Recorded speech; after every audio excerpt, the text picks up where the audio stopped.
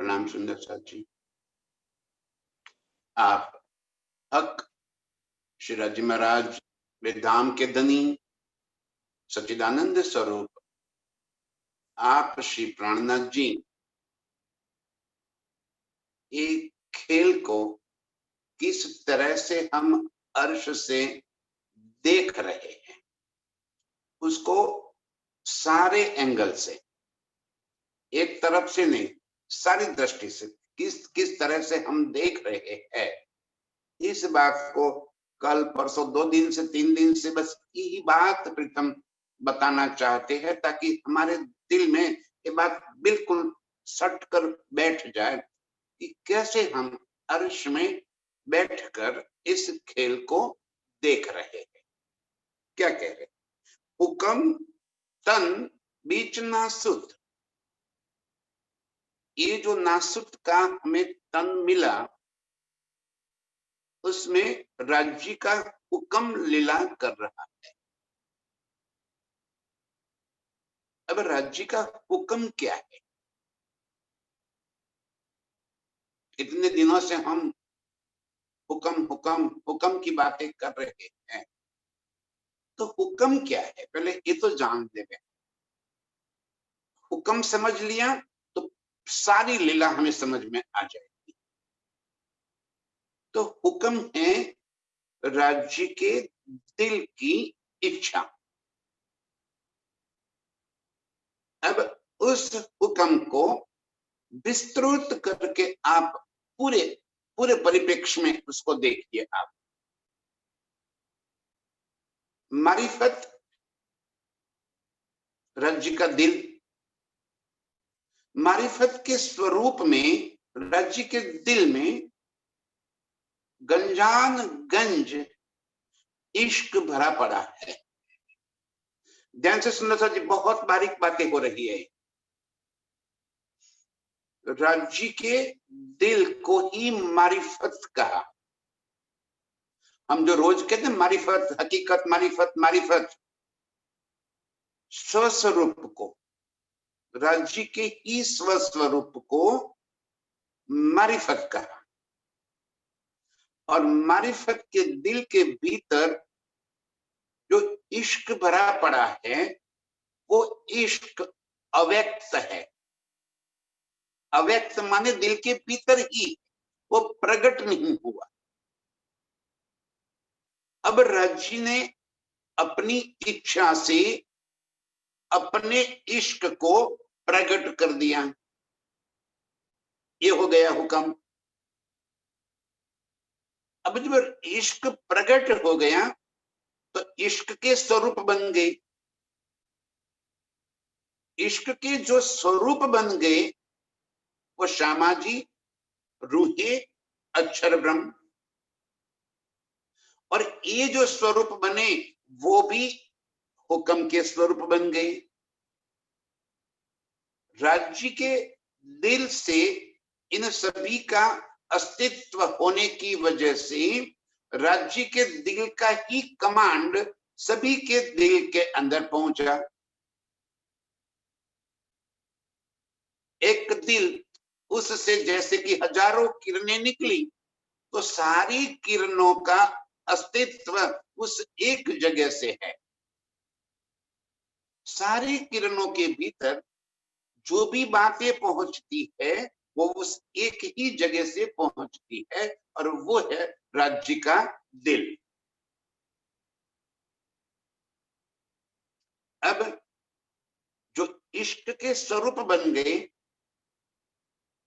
उनके साथ लीला भी तो इश्क की होनी है।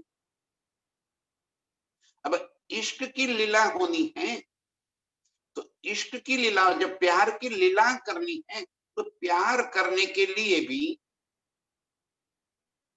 कई प्रकार की अलग अलग चीजें चाहिए। प्यार करना है, रिझाना है। प्यार करना माने रिझाना। तो रिझाना है तो कैसे रिझावे? तो रिझाने के लिए अब कहां से और कोई चीज लावे? तो स्वयं के ही दिल से, हुक्म से अर्श की सारी नियामतें बन गई। तो अर्श की जितनी भी नियामतें हैं वो भी हुक्म का स्वरूप हो गया। पशु पंछी, वन, मोहलाते, जल, जिमी, वायु, आकाश, अर्श की जितनी भी नियामतें हो गई वो सारी भी हुक्म का स्वरूप हो गई। अक्षर ब्रह्म वो भी हुक्म का स्वरूप बन गया।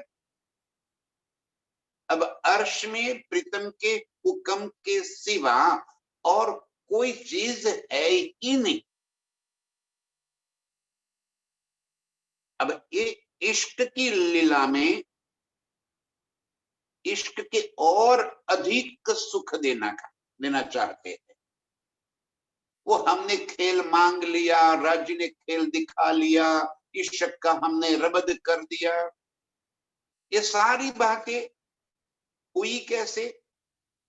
राज्य के हुक्म से, उनकी ही इच्छा। क्यों कि हक राज्य हम रूहों को कई प्रकार के, विविध प्रकार के सुख देना चाहते हैं। उनके दिल में बस एक ही भाव, एक ही लक्ष्य है कि अपनी रूहों को कई तरह के नित्य नवतन नए नए इतने सुखों से लबालब भर दूं। ये आशिकी है। और किसके साथ आशिकी है?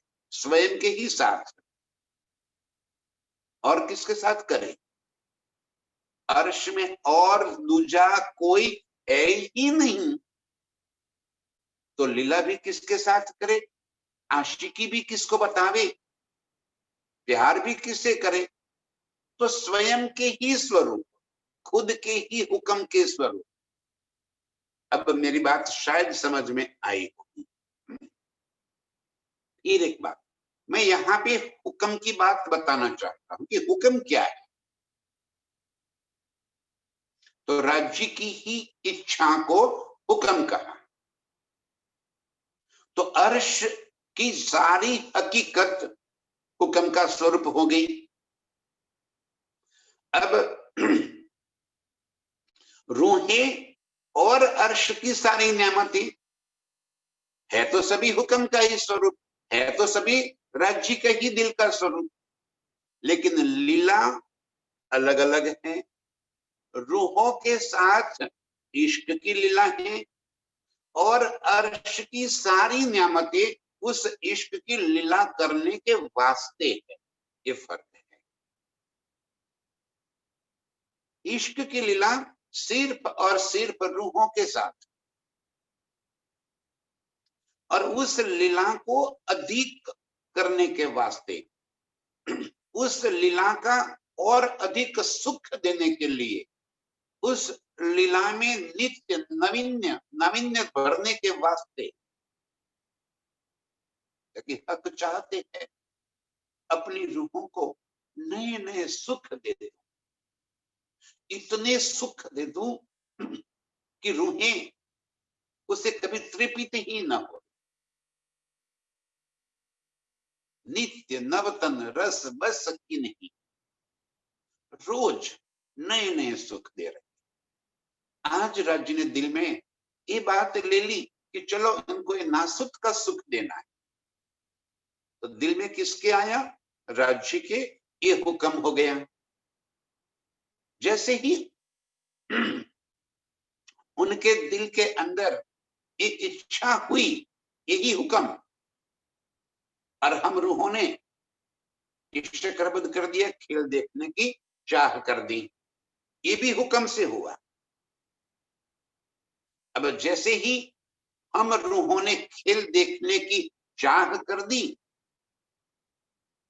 प्रीतम ने हमारी चाहनाओं तो पूरी करना ही करना है, इस वास्ते तो दिल में उपजाया है उन्होंने। और हम बोलते भी हैं खेल देखने के बारे में कि खेल कैसे बना, तो पहले हक के दिल में लिया, ता पीछे आया माहे नूर, ता पीछे हादी रूहन में, क्यों कर हुआ जहूर। कैसे लीला हुई? पहले हक के दिल में लिया।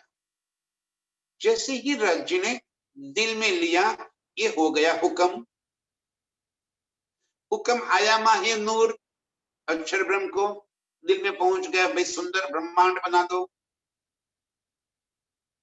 ऐसा ब्रह्मांड, ऐसा खेल बना दो कि जहां मैं अपनी रूहों के साथ लीला कर सकूं, अपनी रूहों को उस खेल की लज्जत दे सकूं, ऐसा सुंदर ब्रह्मांड बना दो।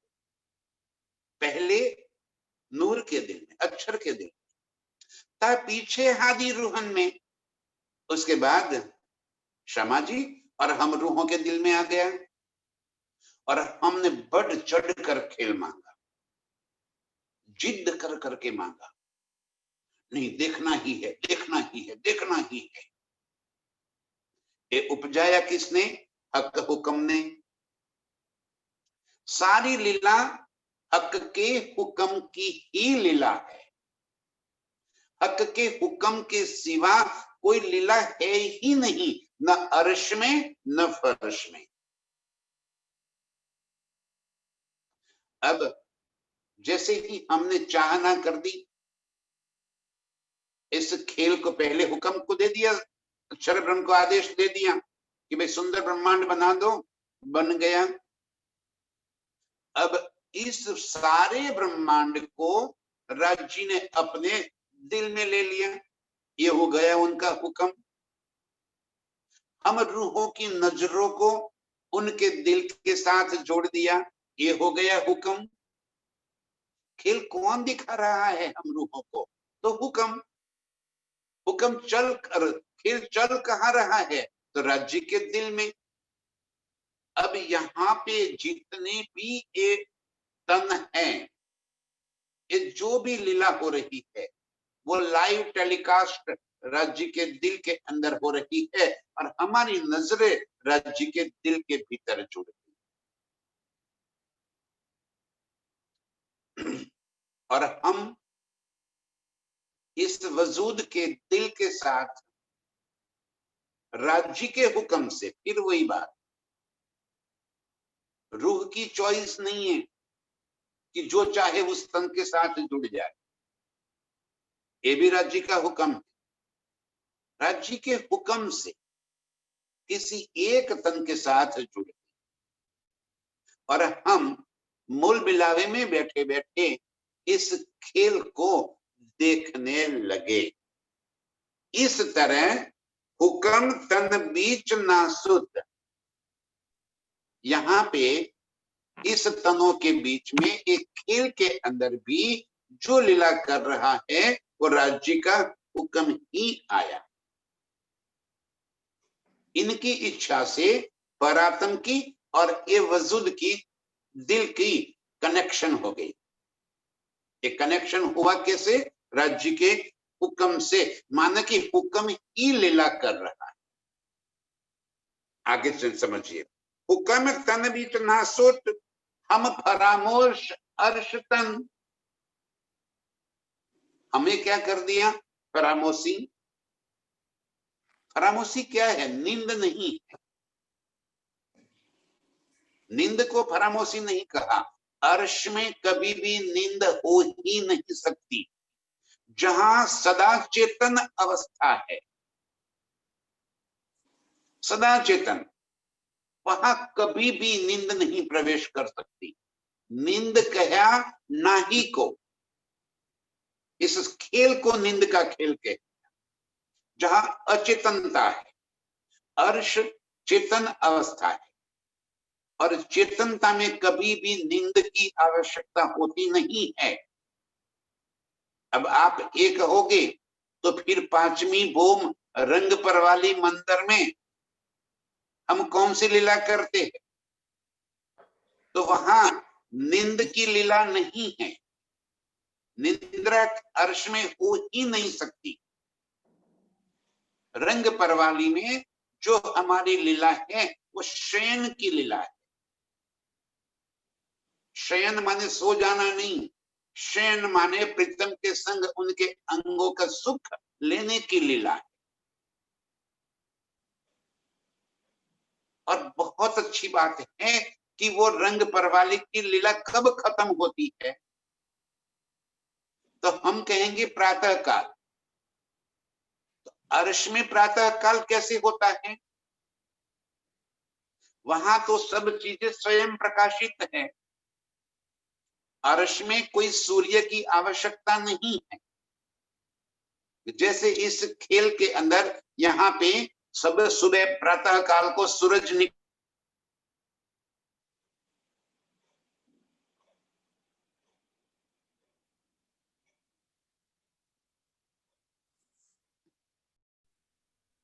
अर्श की सारी, ऐसे कहीं सूरज उसके सामने फीके तारे टमटमाते हुए नजर आए। फिर अंधकार कैसे होता है? जब सारी चीजें स्वयं प्रकाशित है, कोई सूरज उगता नहीं है, सूरज कोई अस्त नहीं होता, तो फिर अंधकार, रात्रि की लीला कैसे होती है, शयन की लीला। तो जब हम रूहें चाहती है कि अब शयन की लीला करनी है, प्रीतम के सांग वो रंग परवाली की लीला करनी है, उनके अंगों के सुख लेना है, तो ये सारा प्रकाश स्वतः ही अपने आप सिमट जाता है। अंधकार की लीला होगी और जैसे ही उस सुख से हमें परितृप्ति हुई, कोई रात्रि 12 घंटे बाद खत्म होगी और प्रातःकाल होगा, ऐसा नहीं है। रात्रि की लीला 12 घंटे की है, ऐसा नहीं है। वहां पे समय है ही नहीं। जब समय ही नहीं है तो प्रातःकाल और अस्त होने का कोई मतलब ही नहीं। तो रात्रि की लीला कब खत्म होती? जब हम उस लीला से परितृप्त हो जाते हैं। जैसे ही उस सुख से हम तृपित हो गए, तुरंत ही प्रकाश शुरू होना चालू हो गया। और दिन की लीला, अर्श में कोई लीला सीक्वेंस में नहीं है। सीक्वेंस में माने जैसे हम यहाँ पे बता रहे हैं ना, प्रातः काल हो गया, फिर क्या करना है, मध्य परवाली में गए, राज्य को उठापन किया, फिर उनका जिलना कराया, वस्त्र करवाए, और फिर तीसरी भूमि में आए, एक किया वो किया, दोपहर का शयन करवाया, भोजन करवाया, और फिर हम वनों में गए, 3 बजे आए, 4 बजे वनों में फिर निकल गए, एक है वो किया, रात पड़ गई। ये तो यहाँ की लीला हो गई। अर्श में कोई लीला इस तरह से सीक्वेंस में नहीं है। कोई भी लीला तब समाप्त होती है जब उस लीला से हमें तृप्ति हो जाए, इतने सुख हमारे दिल के अंदर भर जाए कि हम तृप्त हो जाए। जिलना करने को गए जमुना जी में, तो कब तक जल क्रीड़ा करते रहोगे? जब तक वो मस्ती का खुमार चढ़ा हुआ है, तब तक वो 1 प्रहर, 2 प्रहर, 3 प्रहर की कोई गिनती नहीं। अनंत काल तक उस जल में जल क्रीड़ा करते रहे। जैसे ही तृपित हो गए, हुक्म देखो, हर जगह पे काम कौन कर रहा है? राज्य का हुक्म। जैसे ही तृपित हो गए, वो लीला समाप्त और दूसरी लीला का प्रारंभ।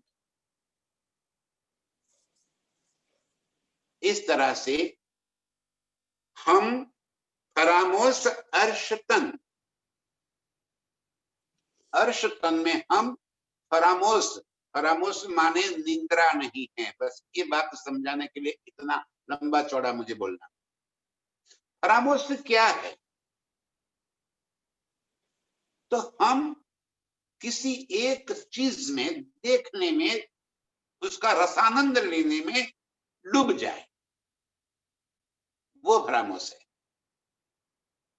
कहीं पे हमारी नजरें टिक जाए, चित्त कहीं पे लग जाए और हम वहीं पे उसी ख्यालों में डूब जाए, वो फरामोशी।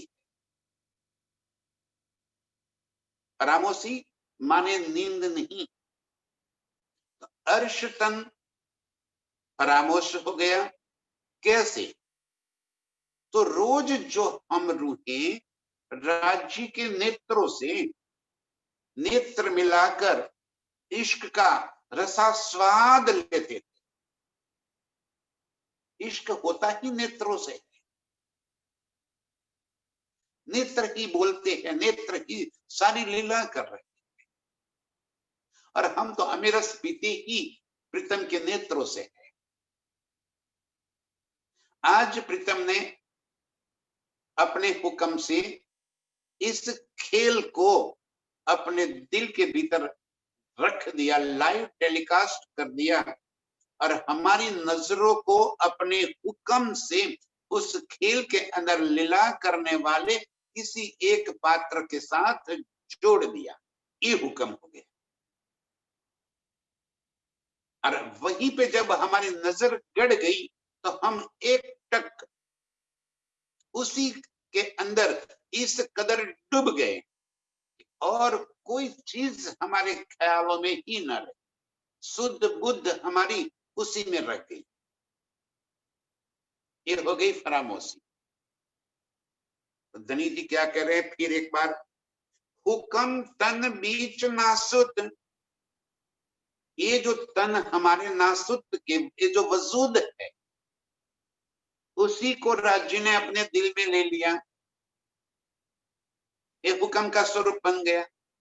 और अर्श की रूह को, जो फरामोशी में हमारा मूल स्वरूप है, इसके साथ उसको जोड़ दिया और हम इस वजूद की मैखुदी में आ गए। हुक्म यहां भी लीला कर रहा है और इस वजूद के मैखुदी में अर्श तन इस कदर खो गई कि अपने आप को इस नासुत के तन के बराबर समझने लगी। ये हो गई फरामोशी। अब कैसे खेल दिखाते हैं, आगे के चरण में देखिए। नासुत देखे हम नजरों, अर्श पहुंचे ना दृष्ट माना। नासुत देखे हम नजरों। हम माने कौन? तो परात्म, हमारी आत्म, जो मूल स्वरूप अर्श में है, वो हम है। ध्यान से, ये जो हम यहाँ पे लगाकर बैठे हैं कि मैं, ये हम जो यहाँ इस वजूद को हम समझ रहे हैं, वो हम नहीं। यहाँ रजी जो संबोधन कर रहे हैं हम कह के, तो हम किसे कहते हैं? अपनी परात्म को। हम देखे, नासुत देखे हम नजरों, अपने मूल स्वरूप के नजरों से हम इस नासुत को राज्य के दिल के भीतर लीला में देख रहे हैं। तो अर्श रूह की नजर कहाँ पहुंच गई? नासुत में। उसकी नजर नासुत, नासुत चल कहाँ रहा है? राज्य के दिल में। ध्यान से सुंदर राज्य, आगे के चरण बहुत अच्छे हैं। हमारी नजर राज्य के दिल चरणों में बैठकर उनके दिल के अंदर चल रहे इस नासुत के खेल के अंदर एक पात्र के साथ जुड़ गए और हम अर्श में बैठे बैठे नासुत को देख रहे हैं। हमारी नजर इस खेल के अंदर इस कदर आ गई और अर्श पहुंचे ना दृष्ट मन। इस खेल की दृष्टि और मन कभी भी अर्श नहीं पहुंच सकता। उसको मैं एक और दृष्टांत देके आपको बताऊं। जैसे हम कोई कार्यक्रम को लाइव टेलीकास्ट अपने घर में बैठकर अपने पर्दे के ऊपर देख रहे हैं। जैसे क्रिकेट की मैच कहीं चल रही है, ऑस्ट्रेलिया में क्रिकेट चल रही, और हम अपने घर के ड्राइंग रूम में अपने टीवी के स्क्रीन के ऊपर उस मैच को लाइव से कहते कि जिस पल में वहीं पे वो गेंद फेंकी गई, उसी पल में हम यहाँ पे अपने घर में देख पाते हैं। ये लाइव टेलीकास्ट, लाइव देख रहे हैं। और हम तो उस खिलाड़ियों को भी देख रहे हैं, उस पूरे ग्राउंड को वहां पे आए हुए सारी चीजों को हम यहाँ पे बैठे देख रहे हैं, लेकिन वो खिलाड़ी चाहे तो भी ये नहीं देख पाते कि मुझे कौन कौन देख रहा है, कहां बैठकर देख रहा है। उनकी दृष्टि और मन हमारे यहां नहीं पहुंच सकते, हमारी दृष्टि और मन वहां पहुंच गई। फिर एक बार समझाता हूं, थोड़ा सा कॉम्प्लिकेट, जरा ध्यान से समझ लीजिए। कोई चीज हम लाइव टेलीकास्ट देखते हैं तो हमारा दृष्टि और मन उसी खेल के अंदर डूब गया। जैसे कोई वो गेंद को फेंक रहा है तो हम उसी पल फेंकी और एक चौका आया, छक्का, एक बॉल दौड़ाया। हम दृष्टि और मन से उस खेल के अंदर इस कदर डूबे हुए हो गए। ये हो गई फरामोशी। लेकिन जो पात्र वहां पे खेल रहे हैं, वो पात्र क्या मुझे देख सकते हैं? ना, मैं उनको देख सकता हूं, वो मुझे नहीं देख सकते। इसी तरह इस खेल को लाइव टेलीकास्ट राज्य ने अपने दिल में ले लिया तो अर्श रूहे हम अपने ही ड्राइंग रूम में, कौन सा ड्राइंग रूम अपना? मूल मिलावा, वहीं बैठकर इस खेल को देख रहे हैं और मूल मिलावे में बैठी हुई रूह का दृष्टि और मन इस खेल के अंदर आ गया। लेकिन इस खेल के पात्र के दृष्टि और मन कभी भी अर्श तक नहीं पहुंच सकते। मेरी बात समझ में आ गई? नासुत देखे हम नजरों, हम माने परातम, खेल को देख रहे हैं, अर्श पहुंचे ना दृष्ट मन। यहाँ के जो नासुत है उसकी दृष्टि और मन अर्श में नहीं पहुंच पाता। तो हम अभी जो बातें कर रहे हैं अर्श की, प्रीतम के स्वरूप की, अर्श के नियामतों की, वो कैसे कर रहे हैं, ये बात आगे देखेंगे। बोले हुकम दावाले रुहना बीच तना नासूत। बोले हुकम दावाले रूहन। समझ में आ गई बात? अभी अब हुक्म कौन है? राज्य की इच्छा। वो क्या कर दिया? अर्श में हम रूहों को इस नासुत का सुख देने के वास्ते उनका हुक्म यहाँ पे पहुंच गया और इस वजूद के दिल के ऊपर वो आ गया। इस वजूद की दृष्टि और मन कभी अर्श नहीं पहुंच सकते, लेकिन पहुंच कौन रहा है? अब हुक्म ने आकर इस वजूद को, इस नासुत को संभाल लिया, उसको उसके ऊपर आ गए। बोले हुक्म दावाले रूहन। अब यहाँ इस तन को हुक्म ने स्वरूप से ले लिया, तब बोल कौन रहा है? हुक्म। किसका दावा ले लिया उसने? रूहों का। हुक्म क्या कह रहा है? कि मैं ब्रह्म सृष्टि हूं। भाई अर्श में जो हम रूहे हैं वो भी तो हुक्म का स्वरूप है। हुक्म के सिवा और कुछ है ही नहीं। हुक्म से ही हमारी नजरों को इस तन के साथ जुड़ा हुआ है। तो इस तन में भी कौन बोल रहा है? हुक्म। हुक्म बोले हुक्म दावाले रूहन। यहीं पे राज्य का हुक्म अर्श रूह का दावा लेकर मैं ब्रह्म सृष्टि हूं, ये दावा किसने लिया? राज्य के हुक्म से। वो दावा लेकर यहाँ नासुत में बोले, बीच नासुत ये तन, झूठे तन के अंदर हमने दावा ले लिया कि मैं ब्रह्म सृष्टि। हमने वो हुज्जत ले ली।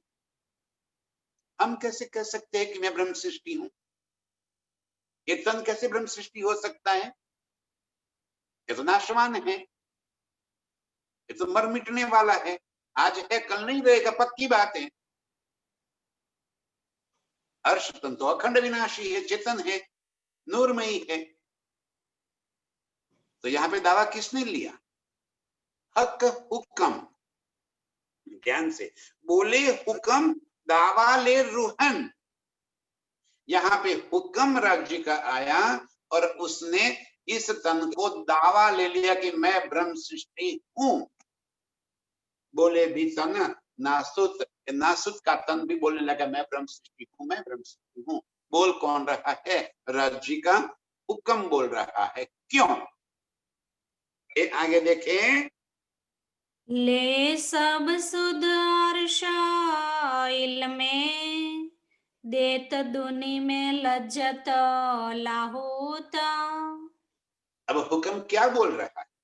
यहाँ पे सिर्फ हुज्जत, दावा तो लिया, अब दावा लेके क्या कर रहा है? ले सब सूद अर्श इल्म, इस जागृत बुद्ध के इल्म से अर्श की सारी शुद्ध, ये जो हम कोई बात अर्श की कह रहे, अभी जैसे पुखराज के चांदनी और चांदनी के अंदर आकाशीय माहौल की बातें हो रही, कौन बोल रहा है? आकाशीय माहौल का वर्णन कौन कर रहा है? हुक्म हमारे तन के अंदर बैठकर, यहां किसी की हैसियत नहीं है कि अर्श का एक लफ्ज भी बोल सके। इसलिए आगे धनी ने कहा कि बड़े बड़े रे हो गए, काहू ने ना जाने। बड़े बड़े कौन? अवतार, तीर्थंकर, पैगंबर, ऋषि, मुनि, तपस्वी कई हो गए, किसी ने ना जानी। कोई अर्श का एक शब्द नहीं बोल सकता। हम कहां से बोल रहे? हमारी वो हैसियत कहां से आ गई कि हम सुबह सुबह यहाँ पे पुखराज की चांदनी की बात कर रहे हैं और उसका सादृश्य दर्शन कर रहे हैं कि हाँ ऐसे ही पुखराज है। चार उसके दरवाजे, चारों तरफ 8 चबूतरे और दरवाजों की शोभा का वर्णन। उस समय दरवाजे की शोभा, उसके अंदर जो बारीक नक्शकारी की हुई है, किस तरह की नक्शकारी है, उसके अंदर कितनी पुतलियां हैं, और वो पुतलियां का नृत्य की भी हम यहाँ बैठे बैठे नजरों से देख रहे हैं। ये कौन करवा रहा है? धनी का हुक्म। ले सब सूद अर्श इल्म, हुक्म क्या लेकर आया? इल्म, जागृत बुद्ध, अर्श का सारा खजाना यहां पे खोल दिया और अर्श के इस इल्म से अर्श की सारी शुद्ध हमें आ गई। अब अर्श हमें कोई दूर की चीज थोड़ी नजर आती, अब तो अर्श हमारे दिल में बस। अब कहीं किसी चीज के बारे में हमें कोई कंफ्यूजन नहीं होता। नजारा अर्श का ऐसे नजर फिराते कि अर्श का सारा नजारा, जैसे हम सुखपाल में ऊंची उड़ान करके पूरे अर्श को निहार रहे हो, इतनी बारीकी से अर्श सारा हमारी, ऐसा अनंत स्वरूप अर्श का, इतना विशाल स्वरूप अर्श का इस दिल में कैसे समाये? ऐसे कहां कैसे वर्णन हो सके? यहाँ पे ये क्या हमारी हैसियत है? हम बता सकते हैं ये बातें? बिल्कुल नहीं, किसी की भी हैसियत नहीं है। जब अवतार तीर्थंकर पैगंबर की हैसियत नहीं है तो हमें कौन है कि जो ये बातें इतनी बारीकी से बता सकते हैं? ये हुक्म ही लीला करवा रहा। हुक्म ने वजूद को धारण कर लिया और हुज्जत दे दी। अब जो कह रहे हम ऐसा लग रहा है कि मैं कर रही हूं, मैं बोल रही हूं, लेकिन बोल कौन रहा है? राज्य का हुक्म। जो तन निस्बत के है, जिस तन के साथ परात्म की नजर जुड़ी, उन्हीं तनों के बीच में हुक्म आया, उन्हीं तनों को हुज्जत दे दी, और वो ही तन कहने लगे कि मैं ब्रह्म सृष्टि हूं, बाकी कोई नहीं कह पाएगा। हुज्जत वो ही तन ले पाए। ध्यान से सुंदर सच, सारी दुनिया को ये बात कभी पता नहीं चलेगी, ना कोई बोल पाएगा। सुंदर साथ होने के बावजूद भी नहीं कर पाएंगे। हुज्जत किसने ली? जिस तन को राज्य के हुक्म से परात्म की नजर से जुड़ गया, वहीं पे हुज्जत आई, और हुज्जत की अर्श की बारीकियां, ये बारीक बातें अर्श की बिना हुक्म के कोई नहीं कर सकता। ले सब शुद्ध अर्श इल्म, शुद्ध माने क्या? अर्श की सारी पहचान, जाहिरी और बातूनी दोनों पहचान। जाहिरी क्या है? तो अर्श के सारे स्वरूप जो है वो जाहिरी है।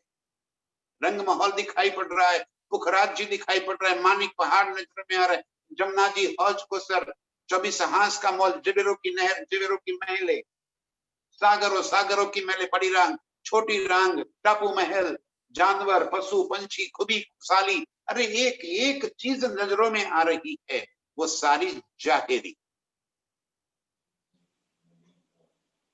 और बातूनी, उन सब के साथ लीला का आनंद, वो बातूनी सुख है जो लीलाएं हो रही है वहां पे, जिस कदर का सुख मिल रहा है वो बातूनी। लहरी आवे सुगंध की, बांस रही महकाए, वो खुशबूदार हवा का एहसास होना, ये बातूनी सुख है।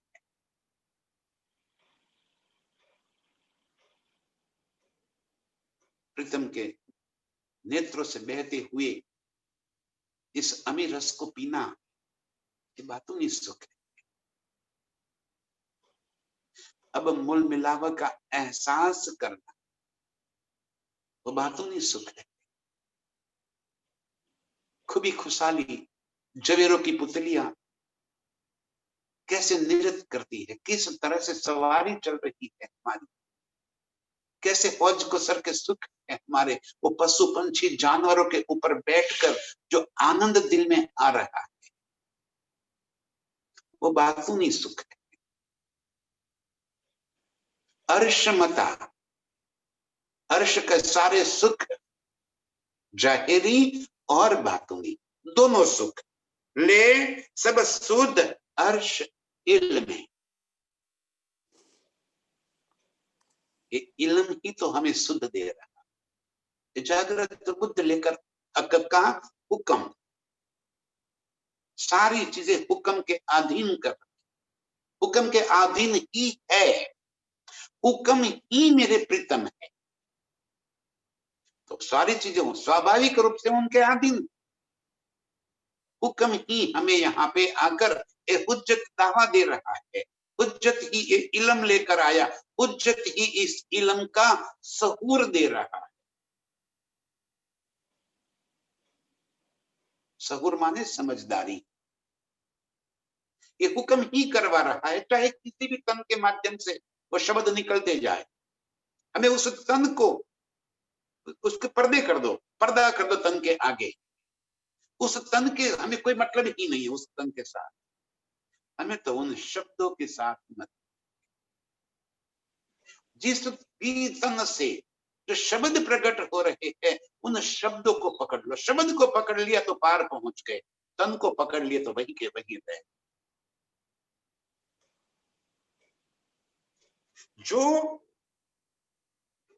ले सब शुद्ध अर्श इल्मे देत दूनी में लज्जत लाहूत,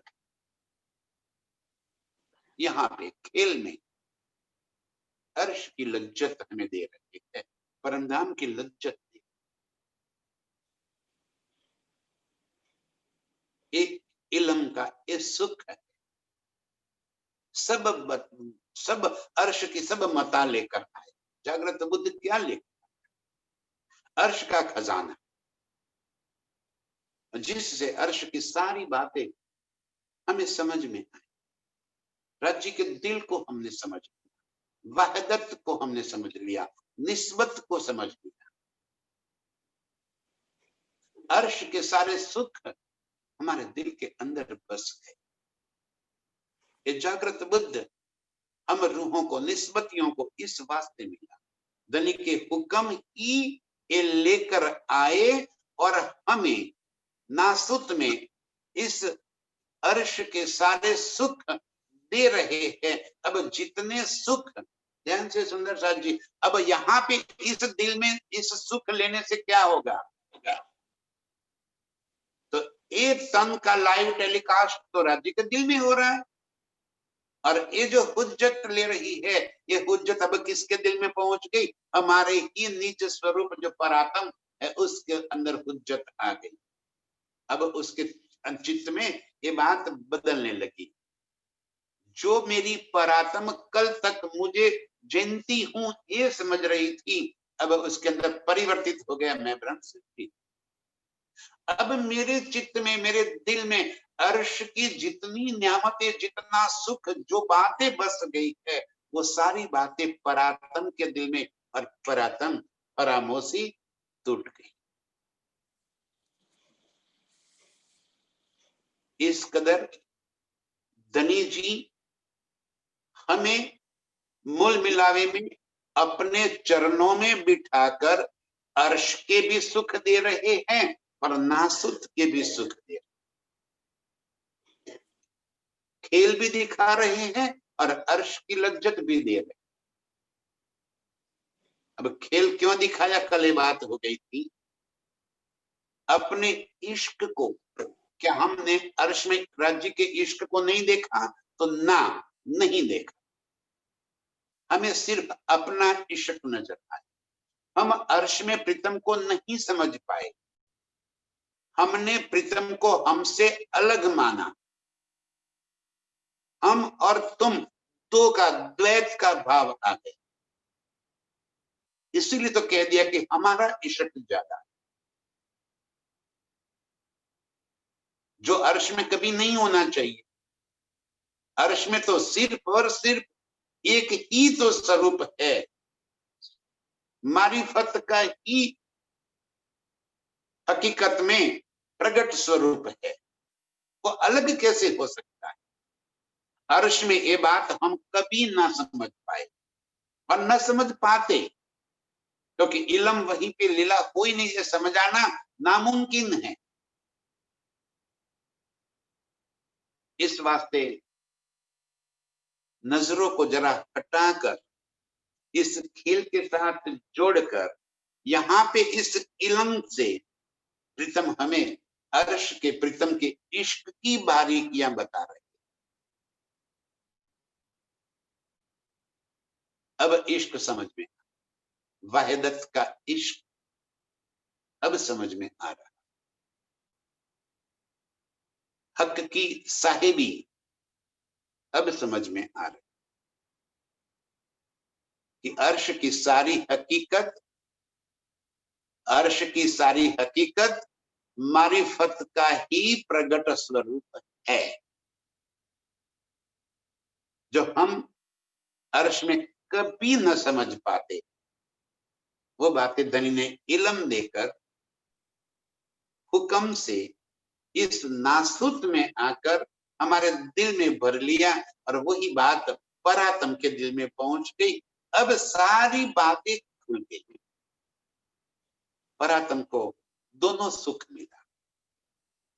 अर्श के, प्रीतम के इश्क को भी समझ लिया, प्रीतम की साहेबी को भी समझ लिया। अब जो सुख जागृति के बाद 7वें दिन की लीला में हो गए, वो सुख कुछ अनुपम होंगे।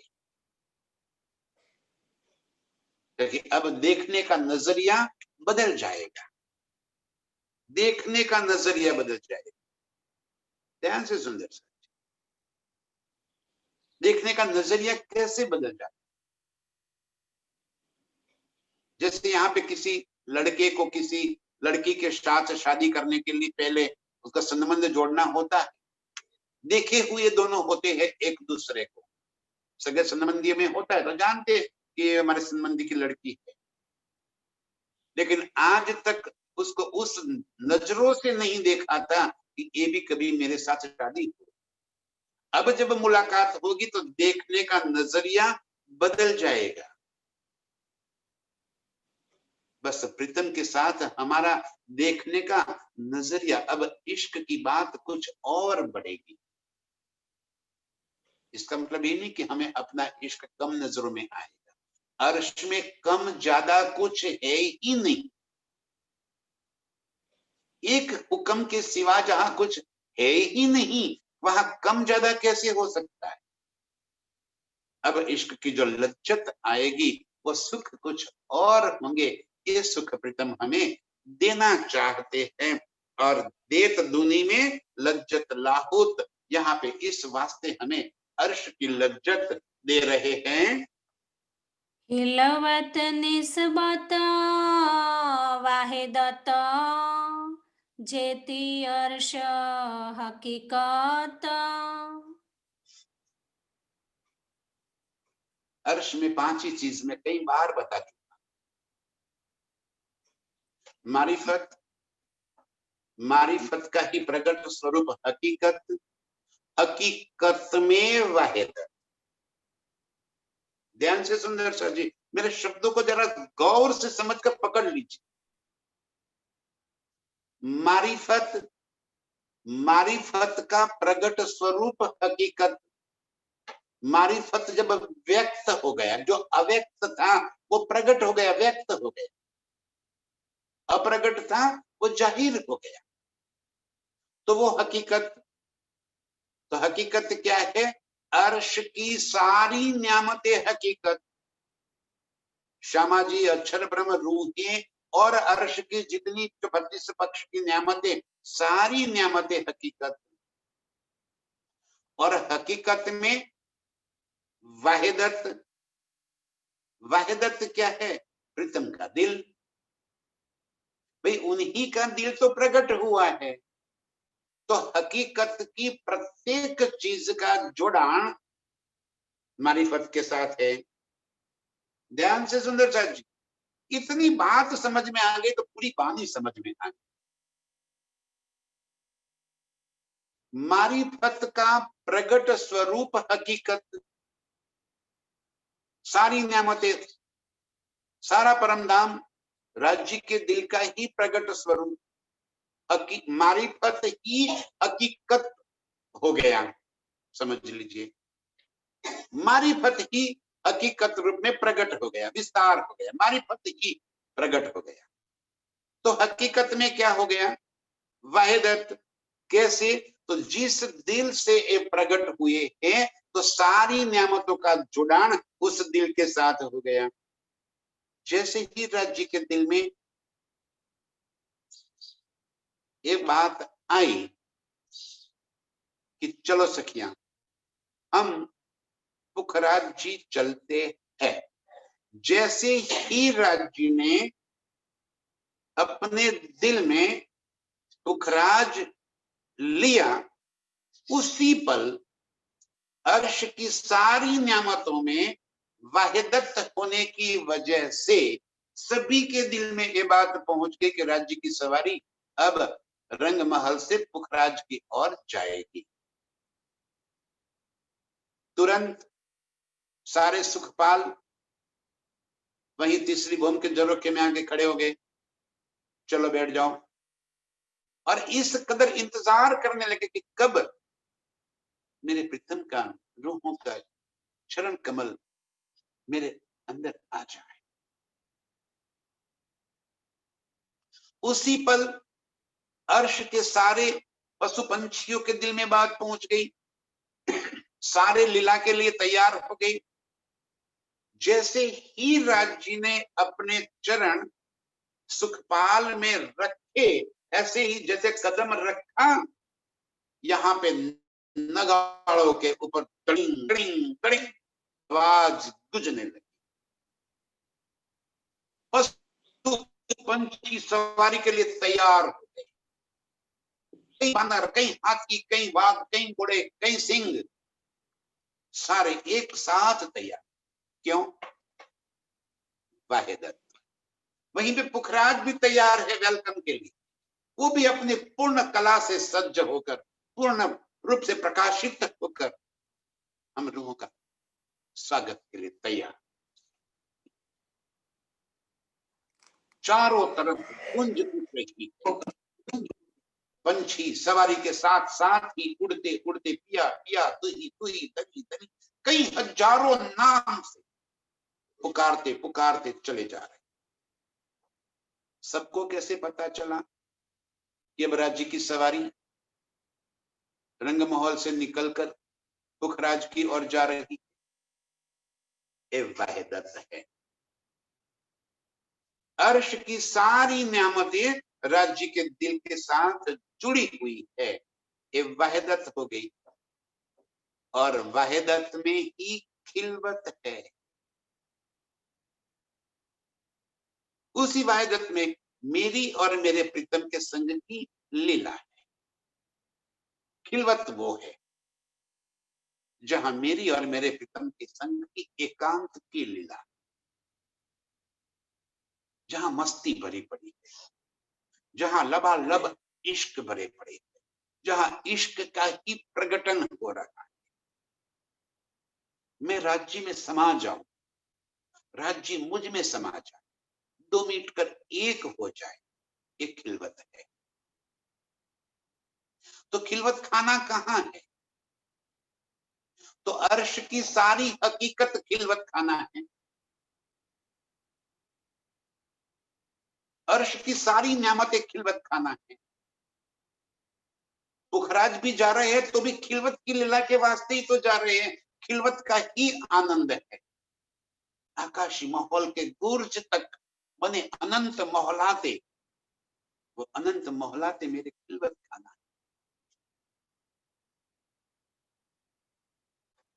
वहीं पे एक एक मंदिर के अंदर प्रीतम के संग मैंने जो लीला की, वो मेरा खिलवत खाना है। और सारी खिलवत निस्बतियों के साथ है। निस्बतियों के सिवा और किसी के साथ खिलवत की लीला हो ही नहीं सकती। ये जो गुज बातें है, वो प्रीतम ने इस इलम से हम रूहों के वास्ते जाहिर कर दी। क्या? खिलवत निस्बत वाहिदत कहाँ है? जेती अर्श हकीकत। अर्श की जितनी हकीकत है, वो सारी हकीकत खिलवत के वास्ते है। वो सारी हकीकत वाहिदत का स्वरूप है। और ये सारी लीलाएं हम निस्बतियों के साथ है। मारिफत ये है, मारिफत की लीला एक, मारिफत की समझ एक, कि हमें हकीकत, वाहिदत, खिलवत और निस्बत, इन लीलाओं की बात समझ में आ जाए। इतना समझने के बाद और कुछ समझना बाकी ही नहीं है। ये बातें जिस दिल में बस गई, उस दिल में अब और कोई प्यास बाकी रह ही नहीं सकती। कि खिलवत जहां पे पड़ गई, वहां अब क्या बाकी रह गया? जो प्रीतम की बाहों में समा गई, उसे और क्या चाहिए? अब और क्या सुख चाहिए उसे? प्रीतम के बाहों से अधिक सुख और कहीं है क्या? जिसे खिलवत का आनंद मिल गया, खिलवत की लज्जत जिस दिल में आ गई, उस दिल में और कोई चाहत बाकी रह ही नहीं सकती। प्रीतम की बाहों में डूब जाना, यही तो अर्श की लीला है, अर्श के सुख है। और इलम हमें ये सुख दे रहा है। खिलवत निस्बत वाहिदत, ये सारी जेती अर्श हकीकत, ये सारे सुख प्रीतम हमें पूरी तरह से खोल कर देती है। यहां नासुत में, इस खेल के अंदर हक के हुक्म इस इलम से अर्श की सब मता, सारा खजाना खोलकर हमें ये सुख दे रहे हैं। ए लज्जत हुक्म सिरा ले वही, अर्श रूहे सिर ले हुज्जत। ये लज्जत हुक्म सिर ले वही। अब हुक्म कौन? जो हमारे स्वरूप राज्य के दिल के अंदर लीला कर रहे तो वो हुक्म हो गए, हुक्म का ही स्वरूप बन गए। जो जो हुज्जत दावा हमने यहाँ पे ले लिया, यहाँ राज्य ने इस नासुत तन को जो हुज्जत दे दी, हक के हुक्म से यहाँ पे हमने दावा ले लिया, वो सारा सुख लाइव राज्य के दिल में दिख रहा है।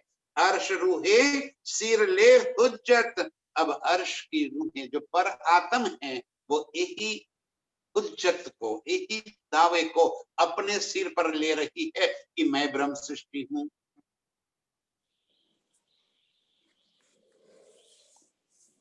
अर्श की खिलवत निस्बत वहदत और हकीकत मारिफत का ये सुख जो हमें यहाँ पे मिल रहा है, तो हुक्म का स्वरूप हम बन गए। और ये हुक्म का स्वरूप जो राज्य के दिल के अंदर टेलीकास्ट हो रहा है, अर्श रूह उसे ही तो देख रही है। और ये हुज्जत अब उसने ले ली, परात्म ने, जो फरामोशी में होने की वजह से उसने नासुत तन की हुज्जत ले रखी थी, अब उसने हुज्जत ले ली अर्श रूह की।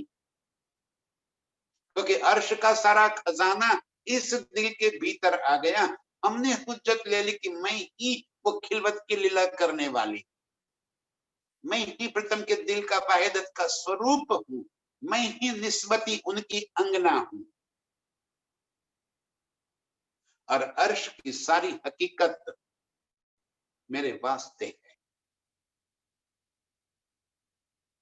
ये जितनी बातें, जितनी बारीकियां, जितने सुख हमारे दिल के भीतर यहां प्रकट हो रहे, कौन करा रहा है? हक हुक्म। कैसे कर रहा है? अर्श के इलम से। अर्श के इलम से सहूर भी खुद करा रहे हैं। सहूर माने समझाना। इलम लेकर भी खुद आए और अब सहूर भी वो ही करा रहे। और एक एक बात जो हमारे दिल के अंदर अब बस रही है, जो भाव, जो हुज्जत, जो दावा हमने ले रखा है, वो सारा दावा अब हमारी परात्म के सिर पहुंच गया। और अर्श रूहे सिर ले हुज्जत, वो ही इस दावा लेकर अपनी फरामोशी को तोड़ रही है। अर्श की जितनी नियामतें इस दिल में आ गई, वो सारी नियामतें परात्म के दिल में। अब परात्म फरामोशी टूट गई, नजरों से नजरें प्रीतम के साथ मिल गई, लीला प्रारंभ। और ये भी कब होगी? हक के हुक्म से। एक खेल भी राज्य ने खींच कर रखा है अपने हुक्म से। क्यों? एक खेल की लज्जत भी हमें देना चाहते, हमें माने अर्श की रूह को। अर्श की भी लज्जत दे रहे हैं और खेल की भी लज्जत दे रहे हैं। जो परात्म मूल मिलाए में बैठे वो हम हैं। हमें माने अब इस वजूद को हमें नहीं समझना।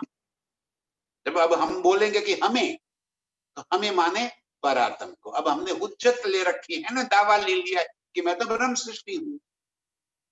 तो जब आप हमें कहेंगे तो हम जो परात्म मूल मिलावे में है उसकी बात हो रही है, उससे धनी सारे सुख दे रहे हैं, दोनों अर्श के और फर्श के।